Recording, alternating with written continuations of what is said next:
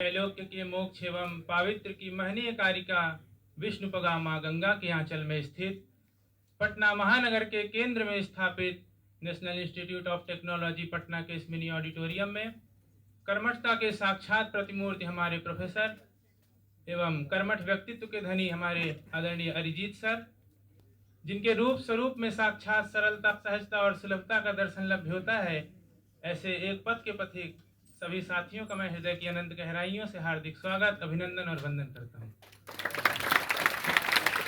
Espresso club के बारे में 2 मिनट में बताता हूँ। एक्सप्रेसो क्लब का मतलब अपनी भावनाओं को एक्सप्रेस करना।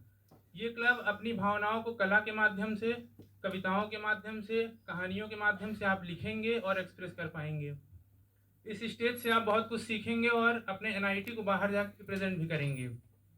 हमारे क्लब से IIT Patna, IIT BHU, IIT Kanpur बहुत सारे लड़के या लड़कियां गए हैं और अपनी poetry telling, story writing in competition में प्राइज भी गेन किए हैं।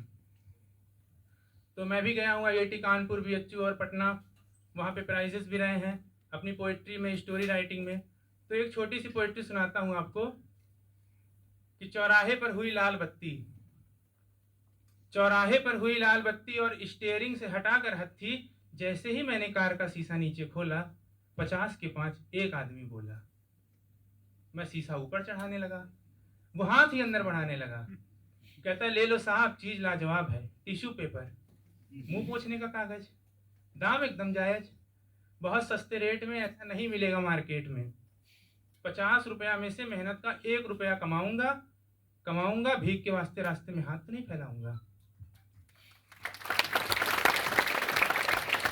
मैंने सोचा बात इसकी 100% रॉन्ग है या अभी कमाने का कोई नया ढोंग है, और उसको टरकाने के लिहाज से मैं बोला अपने टेलीविजन वाले अंदाज से कि नागरिक ये समझ गया है भैया, माल की कीमत है मात्र 49 रुपया। 1 रुपया तुम्हारी जायज कमाई, पर इस जमाने के मेरे नाजायज भाई, तनी ई तो बतावा कि हम कछुआ नहीं पूछ सकित मुंह के अलावा। माने पश्चिमी दुनिया ने कागज को बहुउपयोगिता का प्रमाण पत्र दे दिया है, परंतु मेरा तात्पर्य था कि तनी ई तो बतावा का हम कछुआ नहीं पहुंच सकित मुंह के अलावा, आंख कान नाक। उसने कहा साहब छोड़ो मजाक, आंख कान नाक कुछ भी पूछो पर सवाल मत पूछो।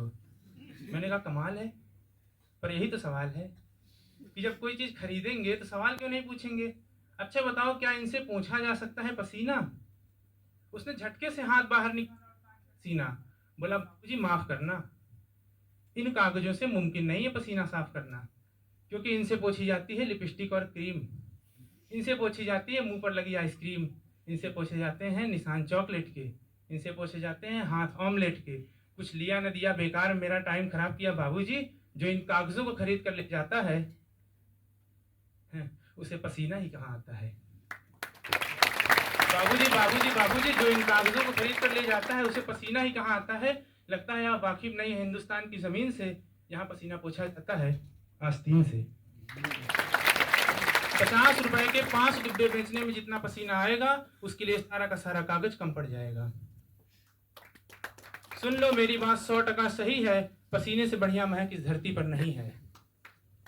तुम करते बात पसीने की, कोई जुगत करो जीने की, कोई जुगत करो जीने की। उसके बाद उसने मुझे जो घूरा, मैं हिल गया पूरा का पूरा। माथे पर पसीने के कण आ गए महीन महीन से। उसी के सामने मैंने पोंछ डाले अपने कुर्ते की आस्तीन से। अरे ये मुझ मस्खरे के साथ तो मस्खरी हो गई। उसने कहा बाबूजी ये आगे बढ़ा लो, बत्ती हरी हो गई। बहुत बहुत धन्यवाद। तो ये समापन रहता है हमारे एक्सप्रेसो क्लब का। आप आइए इंडक्शन में, आप अपनी भावनाओं को अभिव्यक्त कर पाएंगे।